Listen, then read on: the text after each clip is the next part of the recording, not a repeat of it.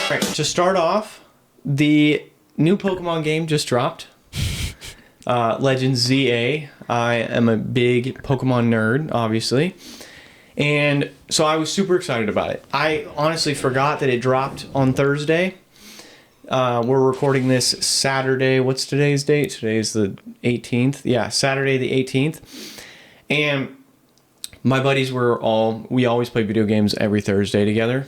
They were like, hey, new Pokemon game drop. Let's play that tonight. And I was like, cool, sounds good. When that message came through, I was on the phone with my fiance while I was working. So just driving to the next job. So I told her, like, hey, the new Pokemon game dropped. I'm going to play with the boys tonight, whole 9 yards. And then she was like, oh, cool, no worries. And was talking to me about the game and all that. And then she had to leave. She had to go to work. I also had to go back to the job and all that. So I didn't think anything of it. I get home and immediately I download the game. And I send a photo to her like, hey, I got it. And then like 20 minutes later, she sends me a text back saying, no, you didn't. And I was like, what? And I was like, yeah, I got the game. And she's like, can you return it? And I was like, it's digital on the Switch, so I can't. And then she was a little upset because she bought the game for me, like a hard copy of it. At least you can return that one. Yeah. No, it's all going to work out, of course, but she was a little upset for sure. Not at me, just like she wishes that, she didn't have to work that night so that she could have given me the game itself. But yeah, good game so far. Been pretty fun. Not the best Pokemon game ever to come out, but it's fun. It's chill. So that was how my weekend started, was, playing a bunch of Pokemon Legends ZA. And yeah, what do you think? You want to know how my weekend started? Yeah, go on. I am babysitting a dog. Okay. And we have our puppy also. And she decided to potty in the house. And we've only had her for an hour at this point. Today? You got her today? I got her today. Only had her for an hour. And I don't know why she did it. She just has a tendency of doing this. And it's not like I was like ignoring the dogs or anything. I was waiting to hear the bell. Or waiting for, she likes to throw tantrums, which is fun. And so I was waiting for something. Nothing came about it. And I come out into the living room to start getting ready for the day, and I'm going to make myself breakfast, and noticed there was piddle spots everywhere. Hell yeah. And I have a male puppy, so he decided to follow in her tracks, and he peed on the couch, 3 different spots on the walls, our subwoofer, and there was a third spot. Anyways, so I spent all morning this morning cleaning my entire living room from the sliding glass door all the way to the front entry, and mopped and sprayed the do not mark spot stuff and the stain remover stuff, and that's how my weekend started. Well, welcome to the puppy ownership world. It is, it's the most frustrating thing, but also the most rewarding thing for sure, to own a dog. But yeah, you now know what all of us have been through that are first-time dog owners, let alone, multiple dogs. But how long are you babysitting the dog for? Just tonight. Yeah. She goes back tomorrow afternoon, and she's a really good dog. Are they on vacation or what? One started shift today for his job, and then the fiance is wedding dress shopping with her mom and her sister. So I have no problem with it. I love watching their dog. I'm glad it was today, because yesterday I had a splitting migraine, so it was definitely a good day to do it. Speaking of wedding dress shopping.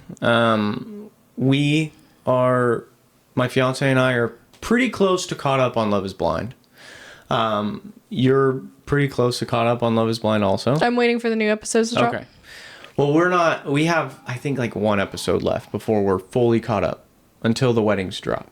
But what are your thoughts thus far? Now that you are caught up to the point, let's go through all the couples and talk about all of them. So we'll start with tattoo guy Jordan and Megan, the business owner. So I used to not really support their relationship. Mm-hmm. I do see now the statement of you saying previously of, oh, you should like watch the relationship. They balance each other. I do see they're going to have a very big struggle. For sure.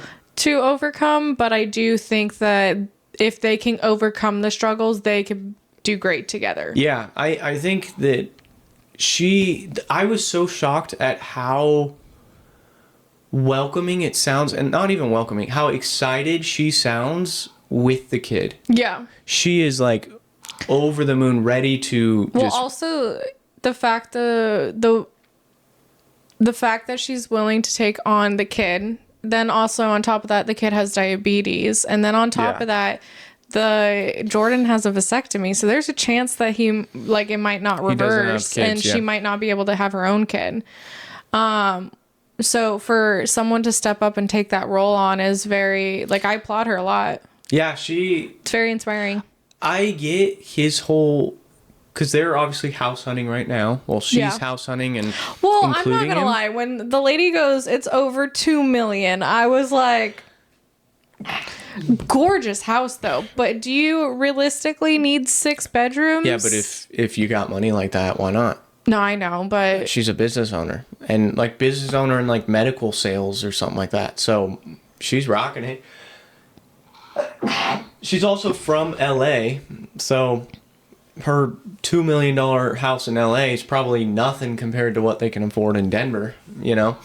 I applaud. I think he's going to have a tough time with the money adjustment. He'll get used to it. Yeah, but like I was talking with my fiance about this, that I would feel there would be so much like uncomfortability at the beginning of like, you know, he was talking, it sounds like he probably makes anywhere from like $60,000 to like $90,000 a year, which is, you know, a livable wage. Don't get me wrong. But of course it's not the income that she has. Yeah. Because she owns her own business. She's buying a $2 million house. Obviously we know that she's got money, right? Yeah. But yeah, he's I don't think they're actually going to buy that house. It was just but they're definitely going to buy $1 million home. Oh yeah. You know, but I also do think that they're going to balance each other out, because like, for example, she's a very, I want to go out, do this and this, and he's a very homebody type person. So and opposites do attract very with each other which quite is a bit. funny because you at first were like, oh, Mike. I was very Mike person, and then you met how Mike was a douchebag. It's not like I just listened. He's so cocky. Yeah. He's a douchebag for sure. He's like your typical. He acts like Nick, and I didn't like Nick, and it probably was because I saw Nick and I was just like, I don't like this Nick kid. He is just way too confident, and clearly he doesn't get told no a lot. That Mike guy, because he was just like, what is this tattoo guy? And even like when they're in the pods, he would be like, oh, like, I don't think you're going to be impressed by his looks or whatever. Like, he's covered in, you know, oh, that's all I'll say. And he would like try and at first be, you know, I guess like humble, but then he would throw in a little sly dig at Jordan. And it's like, dude, like, I don't know. I don't like the Mike guy at all. I think I'm glad that she chose Jordan because I think they are going to be perfect for each other with how they balance each other out, how he's very frugal and she's very like, we've got money, let's go enjoy life, right? And I think that's going to be fantastic for the kid Luca because, you know, they obviously did the whole arcade meetup and they're not putting him on camera, which, you know, is fine. That's totally admirable. But it seems like they're gelling very well already together. And I'm glad that the mom, the original mom to Luca, is cool with this whole interaction also. Because obviously there's a lot of times where stepmothers and moms kind of butt heads a lot. So, it seems like they're a good fit. They don't really have a lot of drama per se. They're not a drama-filled couple yet that I've seen. But we can go to more drama-based couple, Edmund and KB. They've had a lot of problems. Like, what do you think of them? I don't know. I don't know where you are with KB and Edmund. So where I'm at is like, he came back to the apartment, dropped off the flowers, and like apologized to her and all that. And then she's like, "Oh, that's very admirable of you." Was that after their date that they... After the snowmobile thing? Okay. Yeah, so I didn't like how he was on that. I do see that they have a lot to work out on for both of them. I do think they could be a very strong couple. I just don't... They're two strong personalities that kind of see it where it's my way or the highway on both of them. I think he needs to grow up a lot. I think... Yeah, I'm not gonna lie. When he was very upset about not getting hanky pank time, I honestly see his point, because genuinely, I have never been a guy, like, I don't, like, I think intimacy is so important to figure out before the wedding, because if you guys just don't click on a physical level, like, if that physical chemistry just isn't there, then how can you spend the rest of your life with that person? That would be so tough. So it's like, I think that's something you should figure out. Now, of course, I commend what she's saying. She's like, no, like, I have made mistakes in the past of just rushing into things and like being intimate with dudes. So I'm going to chill on that. Like, I'm not saying she's doing anything wrong, but I do get his point in like him saying we need to figure this intimacy out. The way he said it was terrible, because he's like, "Oh, all the other dudes are smashing and I'm not smashing." It's the way he presented it. He it's also not was very drunk. It was clear. But still. There's there's no excuse for it. I'm just saying, like, he acts like a little kid a lot of the times, and when they're arguing, instead of like she says, instead of taking accountability or instead of owning up to his shit or anything like that, he's always like, "Oh, okay, B, I just love you. Oh, I love you. It doesn't matter." And then he's like trying to manipulate her, and they both interrupt each other a lot. They have a lot of communication issues for sure. And I'm not saying she's perfect by any means, because she's got her shit. There's things that they both need to work out on, and if they could work on both of those things, I think they could be a very strong couple. But I think it's like, I don't think they last. I think they just, because it doesn't seem like he's changing at all. And then, when hours go by or a day goes by or whatever, and then he does these apologies, sure, like, that's commendable. But it's like, why didn't you do that off the rip? Yeah. Because he's like, "Oh, I'm not going to apologize for something that I don't think I should apologize for." And it's like, sometimes in a marriage or in a relationship, you're going to need to like bite the bullet to not have an argument, or just be like, "Oh, okay, maybe I'm just not seeing what she's seeing. Like, okay, my bad. Like, I'm not trying to offend you. I'm sorry, I was a little grumpy in the car or whatever, or disregarding you. That's not what I was trying to do." It's okay to be wrong. Yeah, but he just isn't like that. He's like, no, I ain't doing anything wrong. Like, what's going on, KB? I love you. And he does say that. He does that exact thing. Yeah. He's like crazy, like. But there's one more couple that isn't super drama filled. I'm blanking. Antonio and Anton and Allie. Anton. What do you think of them? Now that you've seen the full scope so far, so I've gotten to the point where he is meeting the mom, and like they just met and all that. Her mom. If she can get the money situation thing, I think they're gonna be a great couple. Really? Mm-hmm. I don't think so. I really do, honestly. I think he's hiding a lot of his issues. And I honestly low-key think he's manipulating her. I think he's going to say no at the altar. I'm not going to lie. I think she's going to say no at the altar. because I think this drinking issue is a lot bigger than one. He's that playing they it played down. it. Yeah. The fact that an entire bottle of tequila and what I'm saying. he had his 12-pack and she had her 6-pack and they all disappeared. His story was not lining up either. Because at first he kept lying. It was that what's his face was in the apartment. Then it wasn't. Then he it was, wasn't. oh no, I brought a drink down to him, even though there were 12 gone. And because at first he was like, oh yeah, we each had a few. And then he's like, no, I brought him down one drink. And she called him out. And yeah, I'm not gonna lie, I would be royally mad. I saw this meme with them, and it's like Anton driving a car like down a freeway, and then it's like he could drive straight and it's alley, or he could take the exit and it's tequila, and it's like him rearing right to go to the tequila. I thought that was super funny because yeah, now that it's been pointed out, and she's like, oh yeah, he has 2 or 3 beers right after work every day. I mean, that's a problem. And the biggest thing that I caught on that was it seemed like she was more upset about the time frame on like, oh, he does it at like 10 o'clock in the morning or 6 o'clock in the morning, which honestly, I don't see an issue with because he works nights. See, so, I think it's more... now hearing, like seeing the second part to it where she was talking to him about like, all this alcohol's gone, yeah. You have a drinking problem. Now, my fiance also was talking to me, and she's like, well, you know, like, not to be stereotypical, he is Russian, and, you know, in that culture, they do drink quite a lot. You know, it's just like we're German. We would, you know, in our culture, we drink a lot. Well. Yeah, we drink a lot of beer. Like, that's why the drinking age over there is 16. You know, it's just for beer and wine. But... so maybe that's where he doesn't see it as a problem genuinely because it's just how he was raised and all that versus she's like not wanting to be I don't think she's going to say yes because one, the lifestyle. I feel like she's going to say yes and he's going to say no.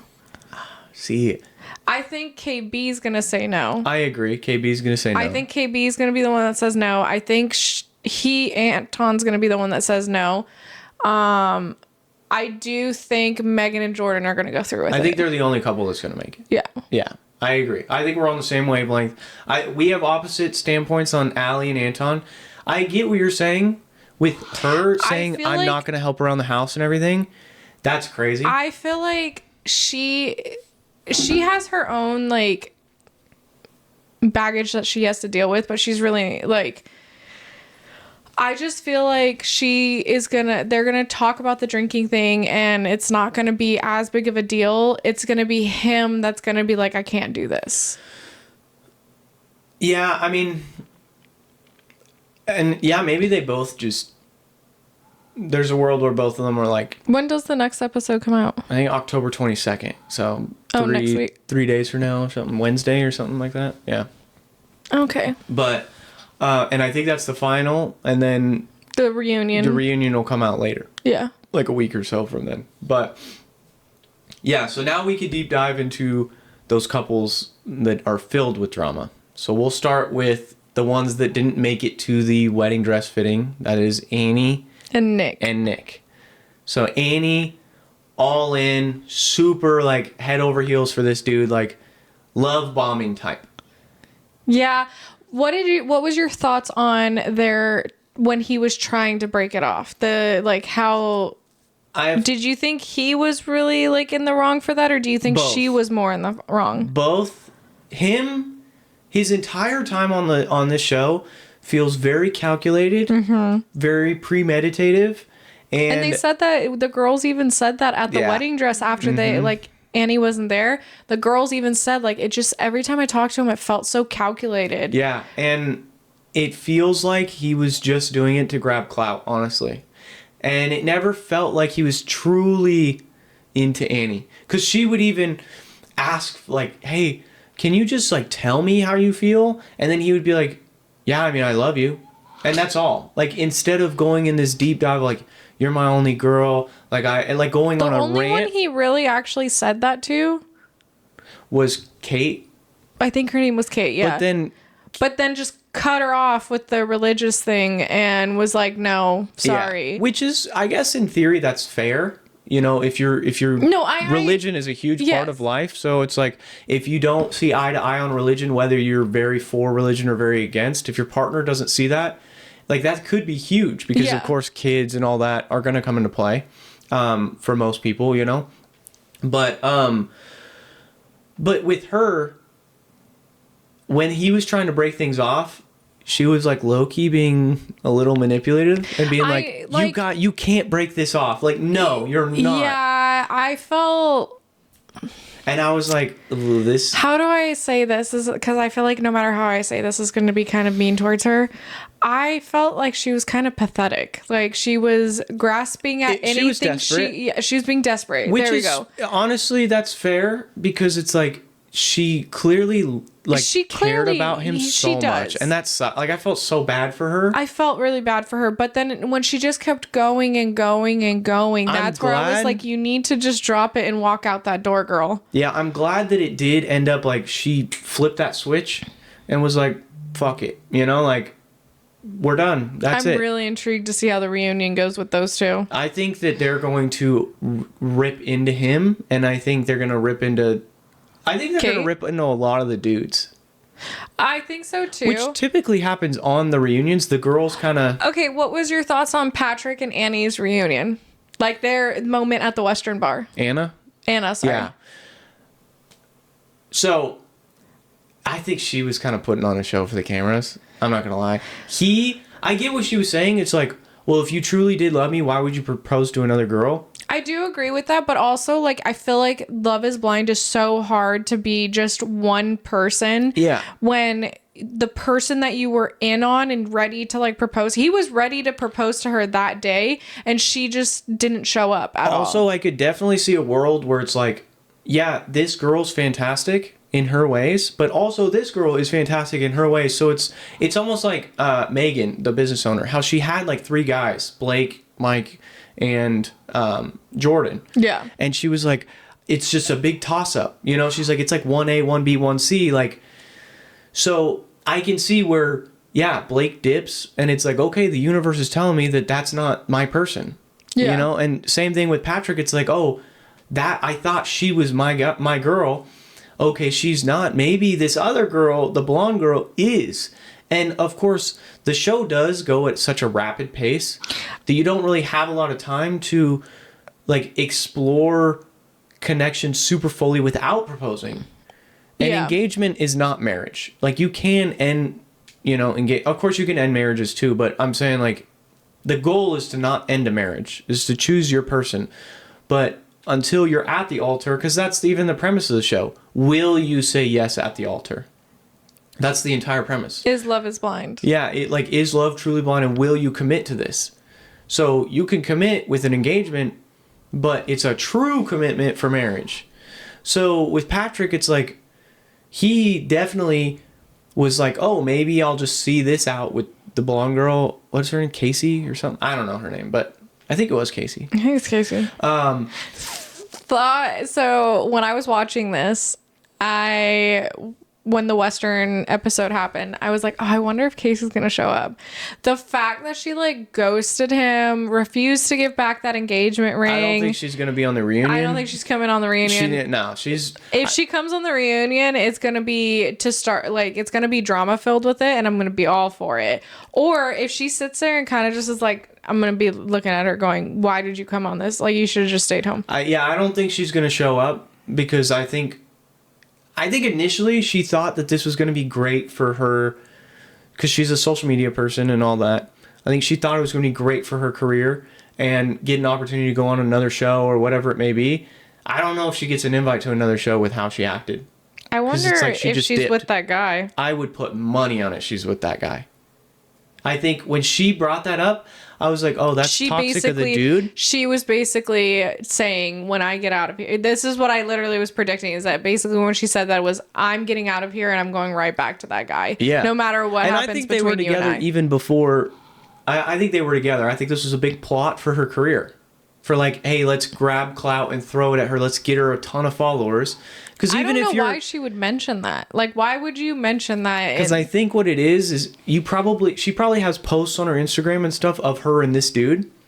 And it's so like, just in case, like so if just Patrick grabs his phone and sees all this stuff, or not even or just Patrick, but all the fans. Fans, yeah. And they're like, they see all these posts together. It's like, oh, we just broke up, you know, or whatever. I don't know. For me, I think this is you're gonna gain clout regardless of whether you're a villain or a good guy on these shows. So her whole point, in my opinion, was, oh, let me grab clout where I can. yeah, You know, kind of go from there. But yeah, I definitely, it is, I feel bad for the dude, for Patrick, but at the same time, I don't think he was ready for Love is Blind. I think he was really insecure about himself. Patrick. Yeah. Because he was super insecure about his looks and not confident in himself enough to have, like, walked away from the show. Because realistically, was she the number one? No. Like, Anna was the number one head over heels. I don't agree with that statement. And that's fair. I don't think that he has, I don't know how to say this. Everyone has insecurities. Of course. But I feel like some people do have a harder time because of how they look. Fair. And I don't think it's fair to say that he had a big insecurity because of it, because it's not him. It's more of how he's been judged this whole time of his life. And that's fair. And I think, I guess what I should say is, like, and he didn't get the chance to look and see, like, Casey or look and see Anna. Have you seen his posts outside of... No, I don't look at his social media. Okay, so he's been posting, like, his little glow up stuff that he's been doing. So that's why I said I don't agree, because of the fact that... Well, I guess what I was gonna say was, it probably was such a big hit in the gut because the entire time in the show he was talking about insecurities and, like, the way he looks and, like, how it's hurt his insecurities even that much more. And he even told the blonde girl, he's like, look, like, if you're not into this, just let me know. Yeah, that probably didn't really help when she broke up with him at the end, and then he's probably rewatched the show back, and he's seen, oh shit, she left me because I look the way I look. Yeah. And that sucks. That would be a punch to my gut. If she should have just told that straight to his face, first of all, instead of lying about it. Or she shouldn't have said it at all, and she should have just literally not had said yes to him. Yeah, no, fair. I understand that, like, if she had some feeling about, like, the way he was potentially looking, then she shouldn't have it, because but also she didn't know the way he looked. I understand that, but also... And that's where my point of love is not blind. Love can only be blind to an extent. You know, I know we have opposite viewpoints on that. No, I agree with you on that. I think you can develop a connection, for sure. You can develop an emotional connection through, you know... Sometimes you can't, though. I think you can also develop a physical attraction to someone. I don't know. That's tough. Because it's like... I have done it. Like, I get what you're saying. I think if somebody works on themselves... Right, that's what the dating phase, I think, is for, is to... Well, also, sometimes you don't see people in a certain way until later down the road, too. Oh, for sure. So you look at someone, and especially, like, when it comes to, like, best friends. Like, a lot of times when guys and girls are best friends, or even any persons that are best friends, you can fall in love with that person and not even know that you are in love with that person until down the road. It could be something that's like, that person's always been there for me, and then it's like... No, definitely, like, obviously it can change. You can always look at them one way. But I'm saying, like, you can't... I don't think you can marry somebody if you don't find them physically attractive. No, that's true. That's what I'm getting at. Is like, if there is that... You know, if you don't see them and you're like, damn, you know, like, that's my man or that's my lady. I give people props on this show because of the fact that I personally would not be able to, because it takes me longer to develop, like, the... So you're like Joe. I would need more time. Yeah. Yeah. I would need more time than a month. I wish that we could see this process out for longer than 6-8 weeks or whatever, however long the process is. Because you're in the pods for like 3 weeks, and then you get married 4 weeks later. And it's like 2 months? Like, that doesn't seem... Because, like, do you truly know if love is really blind? Like, some people don't even say I love you till, like, the 4, 5, 6 month mark in a relationship. You know, on just dating, let alone marrying somebody. Me and my husband were at the 1.5 year mark when we got engaged. Yeah. When did you guys say I love you? Who said it first? He did. Oh! No, we were in Hawaii. Oh, you were in Hawaii? So, when was that? So we started dating in December. We said in February. February? Okay, so yeah, that's a couple fair. months. My fiance and I, like a month in. But also before we were going on dates for like a month before we made it official. And then we started talking at the end of November, went on our first date in the beginning of December. COVID. Started dating December 18th. And then we went on our first trip in February. And then you moved in together. Thanks to you. No, joking. Yeah, we moved in together in April. Oh, okay. That's a decent End time. of March, beginning of April time, or maybe it was end of April, sometime in that time frame. Fair. Went to Vegas. Okay. Well, we do have one couple left in Love is Blind, and that is, I always forget her name, Maddie and Joe. Mm-hmm. They're toxic. No.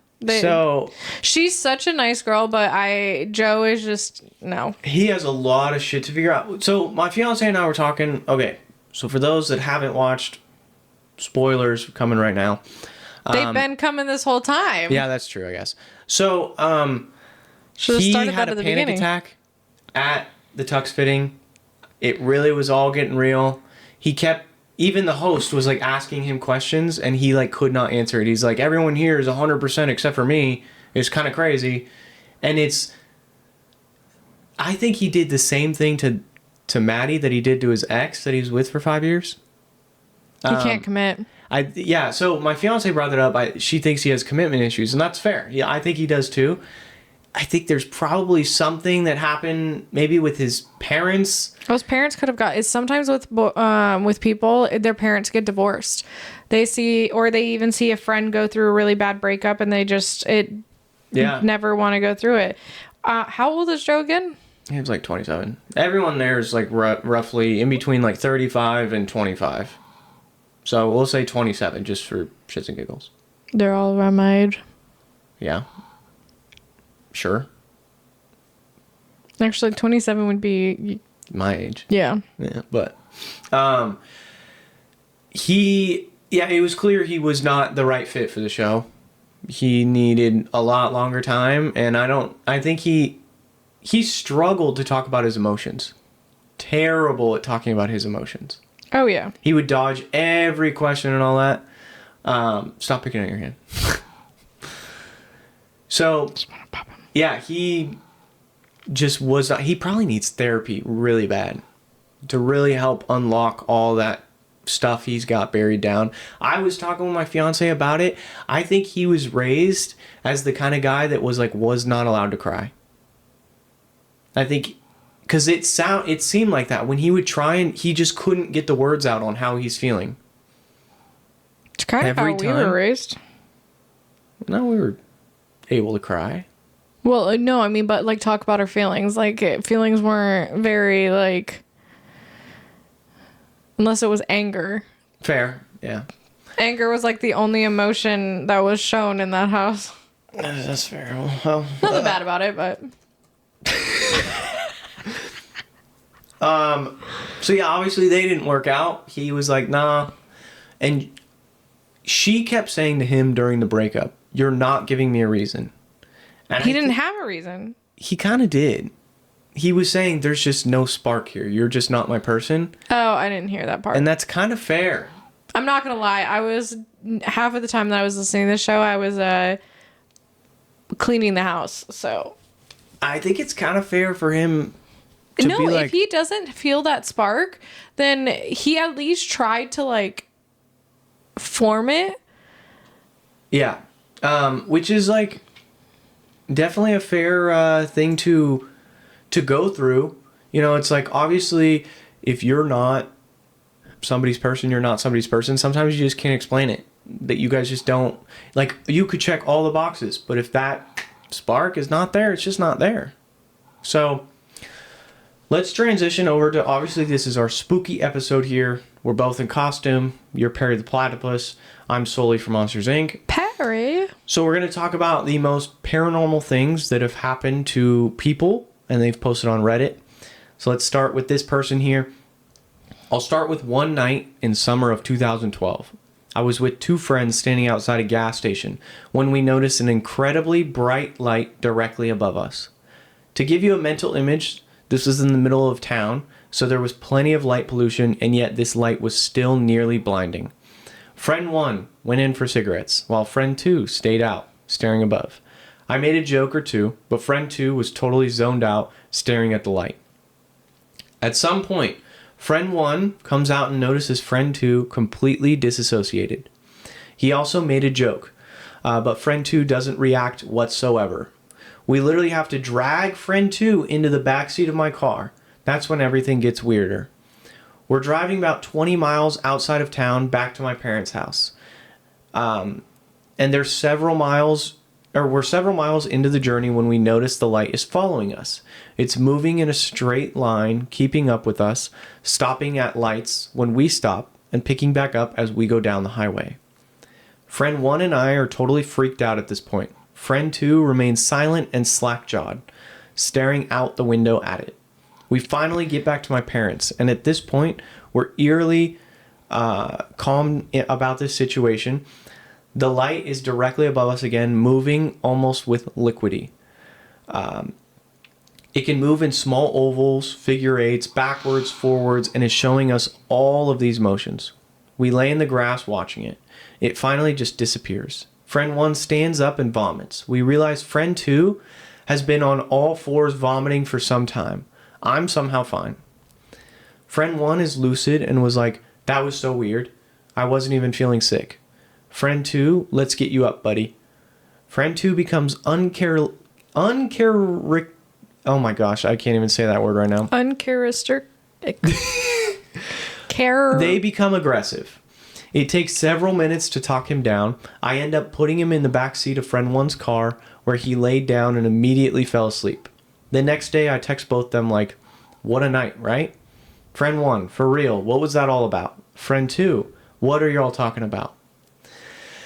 To this day, friend 2 remembers nothing about that night beyond arriving at the gas station. For a long time, he thought friend 1 and I were trolling him about all of it. Another spooky story on par with that experience. I was staying in an old penthouse a few summers back. I woke up in the middle of the night and saw a bearded man standing in the room, clear as day. Confused, I thought it may have been a friend I was staying in the room with for a moment. I rubbed my eyes and readjusted my focus. Nope, not my friend, and definitely there. A cold chill ran down my spine, and I remember thinking, just look away. I did for a few minutes, then looked back. Still there. He turned towards me and faded out of vision. I remember feeling calm. I did really have to use the bathroom, so I ended up biting the bullet and simply walking through the area where the dude was just was. It felt odd, drafty in a room with no air conditioning. The day before, I'd been at the penthouse alone finishing up some work and heard some people talking. I assumed my friends had come back early, so I yelled something at them. No response. But I can still hear them. So I walked down the hallway towards the noise. As soon as I arrive in the living room, it's like a stereo was suddenly turned off, not a sound. I check their locations and they're over a mile away. I go back to my room and hear it again. I assumed I was losing my mind. So, two different stories there. One, basically possible seems like a alien. UFO. Yeah. That was my thought process. Other UFO one, thing. paranormal. Other one, old man standing in the room. Dude, I would freak out. So I've definitely woken up in the middle of the night with like I felt someone there. Like felt like something was staring at me, but I've had to like pee or something, so I'm like, I just lay there and I'm like, for 10 minutes or so, and I'm like, I want to go pee, but I'm like freaked out. So on my honeymoon, I had the castle we stayed in Italy, and then the place we stayed in Rothenburg. One felt like someone was sitting on me, and the other one felt like someone was standing there staring at me. But like when I opened my eyes, nothing was there. I mean, you are in a creepy old castle, so Yeah, this place literally was used for war, so. Yeah. That is, yeah. Especially after I watch a scary movie or something like that, I get in my head quite a lot. We were watching The 100 or whatever you told us about. Physical 100? Physical 100 is what we were watching when we were out there. Physical 100, that's a good show. I wish they did it in America also. That would be fun. So that we could see, because like, I hate when the mouth doesn't match the words. Yeah, but it's so fun to watch those shows because they're so nice to each other. In America, they would be like, F you, like, yeah, they would be taking like you getting down. in each other's face, screaming at each other, like, not this whole like, oh, I commend you, you're so honorable, etc. Yeah. Like, no. In America, they would be like, no, I'm top dog, and they would be all cocky and conceited. Yeah. And I do actually really like that about Physical 100, how they are so nice to one another, and they're like, wow. Like, did you watch the influencer one? No. It was like webcam, so people who had like YouTube channels and stuff like that, they were on there and did like TikToks and stuff. So a lot of people, it was like half TikTokers and half YouTubers. And in Korea? Yeah. Oh, okay. And it basically came down to one person winning the prize, but they had to learn how to like get followers and like do lives. So like YouTube, you don't do lives. So it was something that they had to learn how to do because TikTok, you do lives, and you can do live on YouTube. Yeah, but I mean, maybe not back then, but whenever the show came out. Not back in the day, but yeah. I don't know. It was very interesting to watch this. Yeah. It was on Netflix. So you were just talking about influencer. Did you finish Inside? I did. Thoughts on the ending? Still don't like, what's her name? Fabian. Yeah. Fatima. Anyways. Tatiana or something. Yeah. I don't know. She is still not my favorite. You watched the reunion? Yes, I did. Saw it got a little dirty there between Bree and Ekin-Su. Yeah, so I saw that, and I do see Ekin-Su's point where she's like, don't put this on me, like, it's a game. It's a game. Yeah. And I don't like how personal they got about it because it is a game. It's 100% a game. So, and that's where I don't like Brie and Batiana. I think it's Fatima, but anyways. But I'm happy that what's her name won? Aisha. I'm really bad with names. USA. Okay, so this is the cast here. Do you have energy drinks I can steal? Yeah. Just give me alongside. Okay, contestants. Fanita, yeah. She's just very loud. She's got a lot of personality to her, which is perfectly fine. It's just the part, I have no problem with that part, and I really liked her in the show, and I thought she brought a great dynamic. It's the part when people put things personally, when Sketch got her out, it's like she was like, honestly, she wasn't actually that upset when Sketch took her out.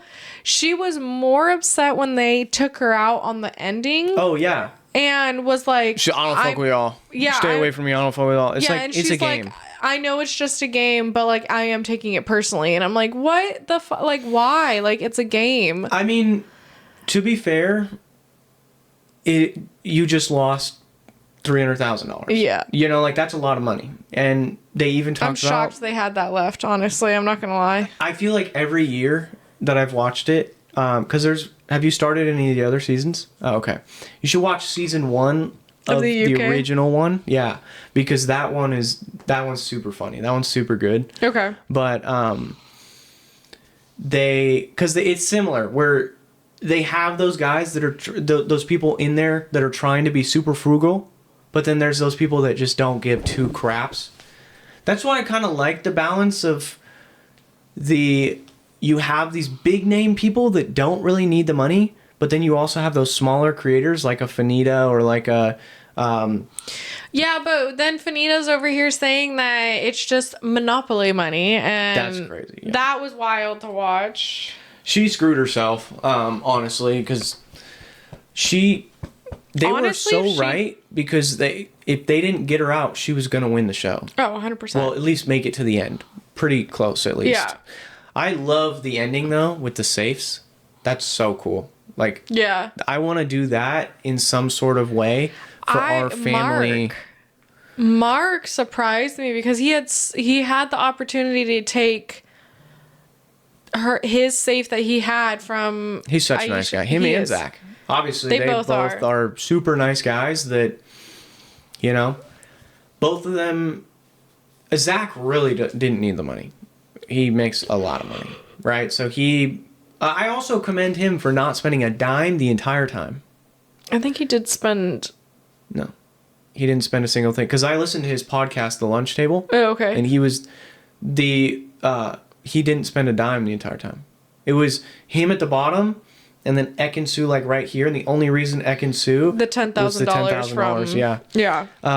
Ekin-Su, I give her props for. After that $10,000, she was like, in. I do not want to. So I give her props because she would be one girl that I would have assumed would have spent a crap ton of money. Yeah. Yeah. I mean, I enjoyed the cast. I did too.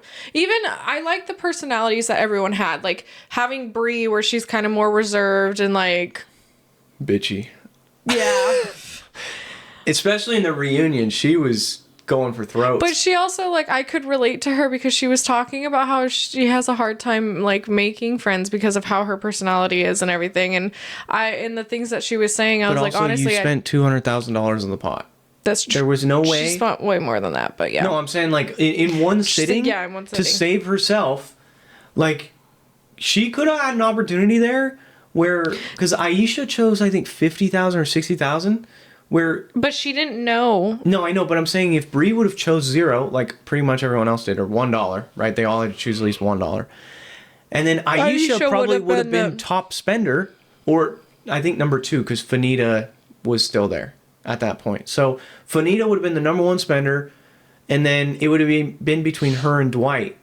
And I knew the guys were going to keep Dwight, because it's Dwight Howard. He's a Hall of Famer. Yeah. Well, he became a Hall of Famer in the show. Yeah, that was a heartwarming moment, especially for me, like as a huge basketball fan, like being able to see. Was Dwight on what team was he? He played for a lot of teams, but the Magic is where he's really known for. He carried them to the finals. They lost, but he did that. He also is the guy, he's known as the Superman because he wore the Superman cape. He won a couple dunk contests. He played for the Lakers, won a championship with the Lakers. I think I remember seeing him on one of the Lakers times. Yeah. He's got a Rolls Royce that starts with his championship ring. So like the Phantom comes up out of the car and then he puts his ring up to it and it starts on the outside. It's pretty cool. That's wild. Pretty unique thing. Yeah. No, the cast was pretty cool. Overall, great show. I like it a lot. I like the concept. I would like them to sprinkle in some non-influencers. Do like half influencers, half... Or maybe even throw in some other people from other game shows, like a Big Brother in there, or like to really get the game flowing. I think now that it's like, it's kind of going to be like Traders. Traders started out like small. Yeah. And now it's becoming a more bigger and bigger thing. So there's like bigger celebrities and stuff going on there. So I think that's what Inside Out will probably... Inside, sorry. Yeah. What's Inside Out? Inside Out's the kids movie. The Disney Emotions movie. They're making an Inside Out 3. Yeah, they are. I'm excited. She's like an adult, I think. Yeah.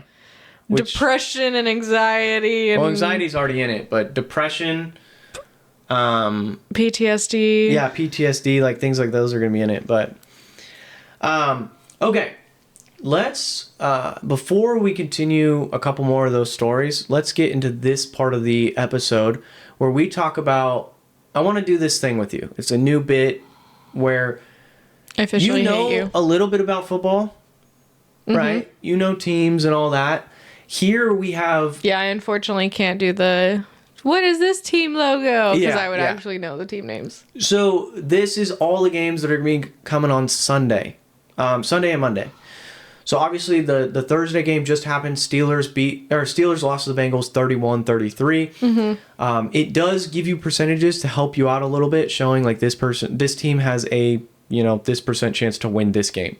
But since you're not a crazy ball knower, even if you were a crazy ball knower, it's still, you're not going to get 100% of these right. Yeah. I want to go through with you and just see what kind of record that you can get throughout the season week by week. That's gross. So, starting off with the first game of the week, we have the Rams playing the Jaguars. So, here's Rams. The Rams have a 72% chance to win this game.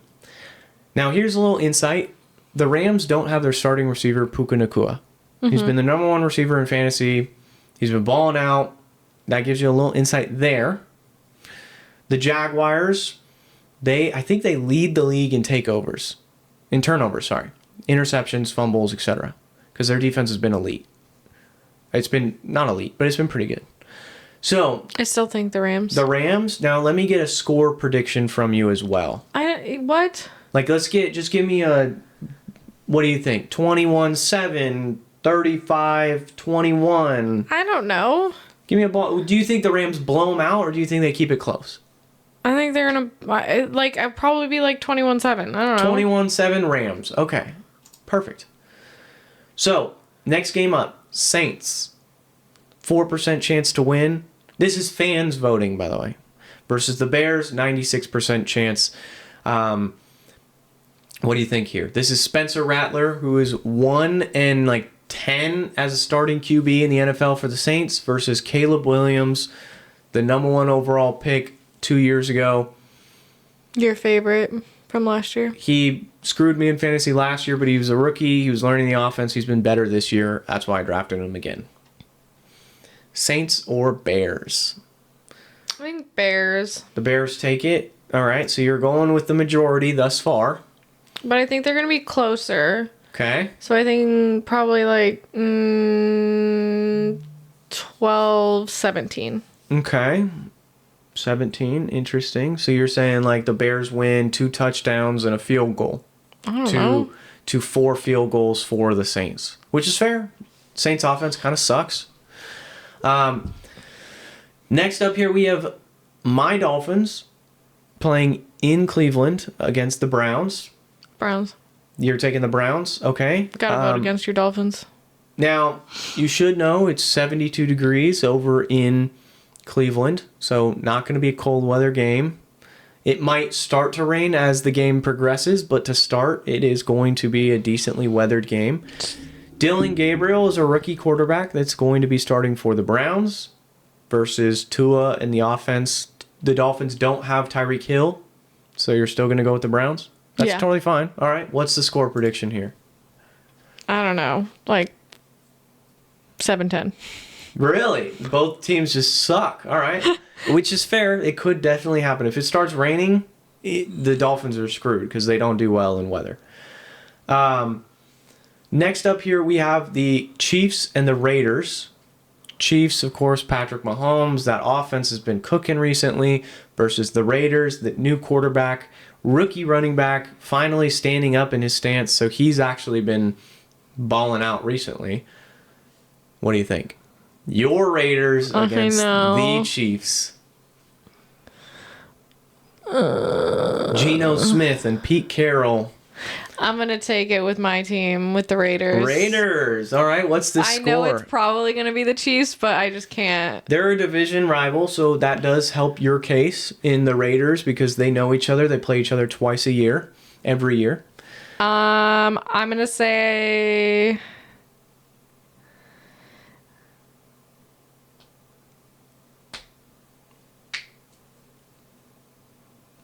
You're going to say high scoring game, low scoring game. I really think it's going to be like...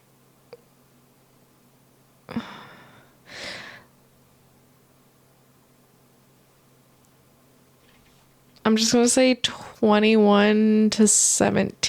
21-17, pretty close game. Patrick Mahomes chokes on the 2-minute drive at the end of the game. Yeah. All right. Or they go into OT and then it's just like a field goal. Oh, That's okay. like the difference.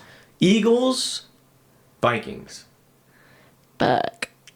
Vikings, I'm not sure which quarterback is starting this week, but they did have their second-year quarterback.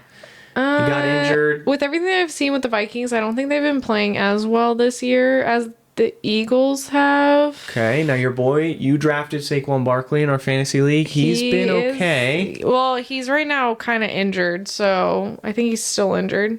Yeah, and so... Which I need to change him out, but... Also, Jalen Hurts, quarterback, has been... Interesting. He's been not great, not bad, not fantastic, though. So what do you think? Eagles or Vikings? You got Justin Jefferson on one side. You got Saquon Barkley on the other. Oh, I do really like Justin Jefferson. I'm not going to lie. All right. Hold on.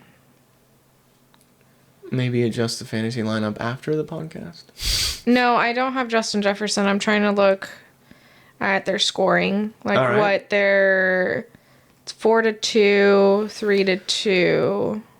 So the Eagles have a 72% chance to win based off this website here. 28% chance to the Vikings. I thought you were saying that because that's what people put. I think it is, but I'm not sure exactly what that percentage means. I'm gonna say the Eagles. Eagles win. What's the score here? They're pretty close in scorings because I think the Vikings just had a bye, didn't they, recently? Yeah. So they're pretty close. So I'm gonna assume that they're gonna have a close game. Okay. And I'm just gonna say 17 for Eagles, 14 for the Vikings. Vikings. Okay. Now we got Panthers playing the Jets. Both defenses have been not fantastic, not terrible. The Jets finally just got their first few turnovers to start the season. I'm gonna go with the Jets. The Jets over the Panthers. Okay.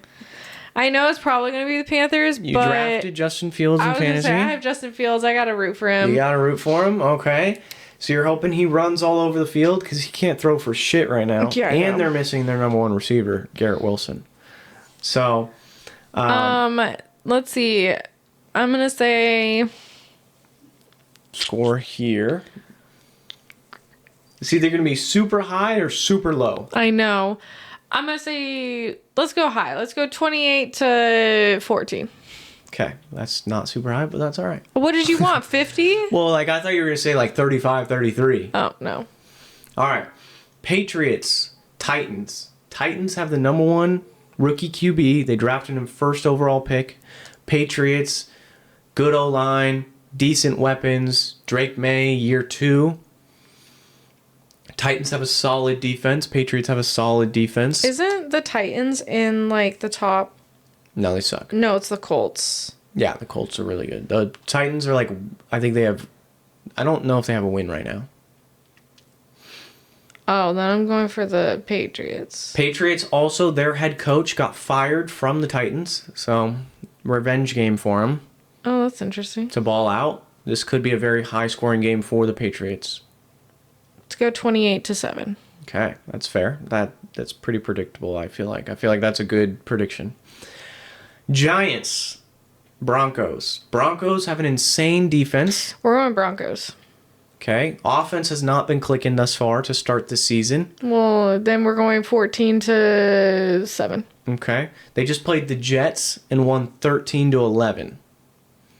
Still gonna say 14-7. 14-7 is fair. That's a good prediction, I feel like.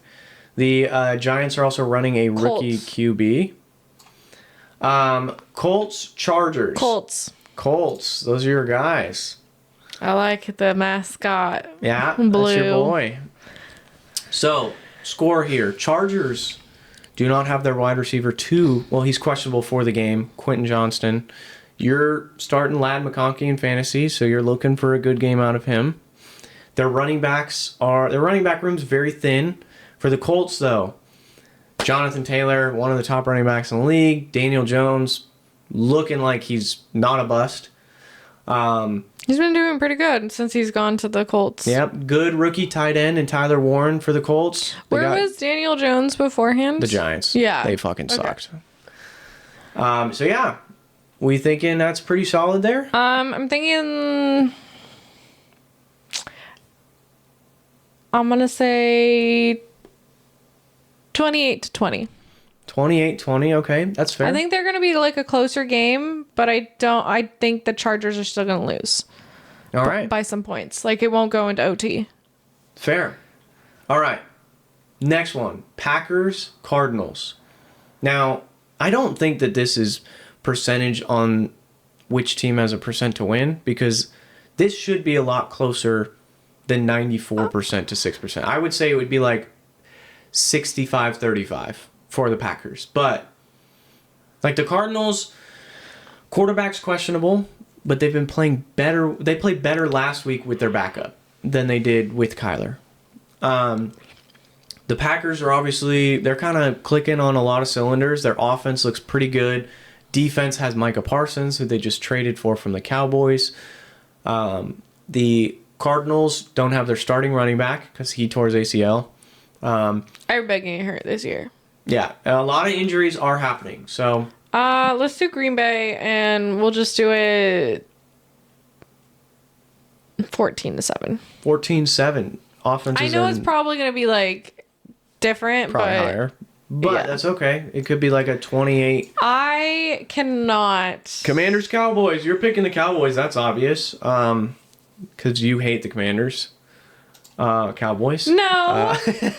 I can't pick the Cowboys because I would, even if I was still full Raiders fan when I was a kid, I still wouldn't pick the fucking Cowboys.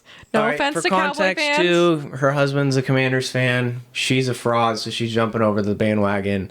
I'm not. I have been to more Commander games than I've been to Raiders games. I think there's certain points when you can jump ship from a team. And I think that because I've been to one Raiders game, but I've been through 6 Commanders games, and I know more. My realization that I was a Commanders fan was, how many players do I know on the Raiders team, and how many players do I know on... Well, you just don't watch ball. Well, I know... Except for the Commanders. Yeah, I was I know 99% of the Commanders. But if I were, obviously your husband talks Commanders football a lot to you, so... I can drown him out pretty easy. Yeah, but, you've heard names, so you know it that way. Plus, he got the opportunity to meet Terry McLaurin, so that's, pretty Terry dope. McLaurin, he met Mayo, he met... Yeah, he met a handful of players, so that's pretty cool. What do you think this score is going to be? Division rivals, Cowboys, Commanders. They always are close. They always are close every time they play each other. And so, but they're also on the lower end when they play each other too. Unfortunately, I think the last couple times that they've played, Cowboys have won. But I'm rooting for the Commanders because that's my team. So I'm going to say, let's go 18-17. Wow, okay. I'm going to say, for this one specifically, I think it's going to be 27-28. I think it'll be close because both defenses are terrible. But actually, the last couple games that we've been playing, our defense has been doing better than our offense. Well, yeah, but I never said your offense was good. Your defense sucks.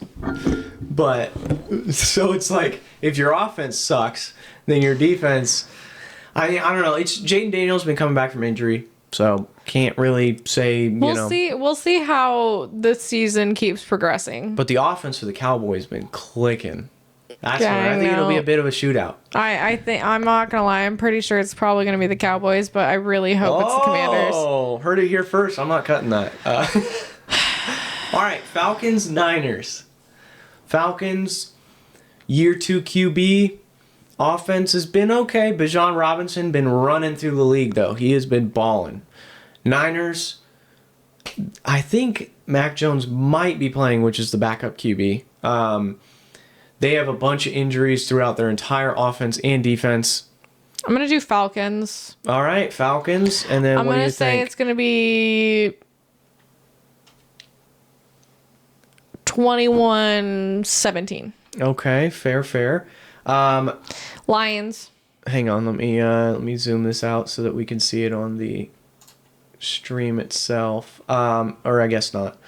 Okay, Lions, Buccaneers. Lions. Lions are missing their starting safety, Okay. Brian Branch, because he got in a fight in his last game. Buccaneers. Did he spit on someone just like the Cowboys versus Eagles game? No, he shouldn't have done it. Lost character. But I'm still going to pick Lions. All right. Lions have been they're kind of out there right this moment. So are the Buccaneers. Are they? Baker Mayfield is like top 3 in MVP voting right now. They're missing one of their starting receivers, though. The Buccaneers are. I'm going to say this one's a close game. So I'm going to say it's like... High scoring? Probably. Yeah, let's do 28-27. All right. I'm going to say 35-31 Okay. Buccaneers. I'm rooting for the Buccaneers this year. All right. And unfortunately, you can't see it on the actual stream itself, but last game here, Texans, Seahawks. Don't look at the percentage. I think it's going to be a lot closer than 93-7. I honestly was thinking it was going to be the Texans. You like the Texans here over the Seahawks? I really like Seahawks, though. All right. Which one do you want? So I don't know. I haven't really seen either one of them play. the defense for the Texans is pretty darn solid, Okay. but the Seahawks been slinging the rock. They've been chucking it downfield. Jackson Smith and Jigba is top 5 receiver right now in receiving yards. He's been balling out for the Seahawks. Sam Darnold is playing elite football. Let's go with the Seahawks, but we're gonna do like a closer game. We're gonna do like 20-17. Okay, pretty darn close. So, just to reiterate, Seahawks over Texans, close game. Lower scoring, but decent scoring. Lions over the Buccaneers for you. Falcons over the Niners. Commanders over the Cowboys. Packers over the Cardinals. Colts over the Chargers. Broncos over the Giants. Patriots over the Titans. Jets over the Panthers. Eagles over the Vikings. Raiders over the Chiefs. Browns over the Dolphins. Bears over the Saints. Rams over the Jaguars. And that's that. Yeah. Anything that I said that you want to flip last second? Nope. All right. You're pretty confident. So we're going to come back this next episode. We're going to do the same thing for the next week, but we're going to see how well you did this week. Uh-huh. All right. So that's going to do us for us here. Make sure you guys like, subscribe, comment down below on what you think Celine did wrong with these picks, what she did right, and we'll catch you guys in the next one. Peace.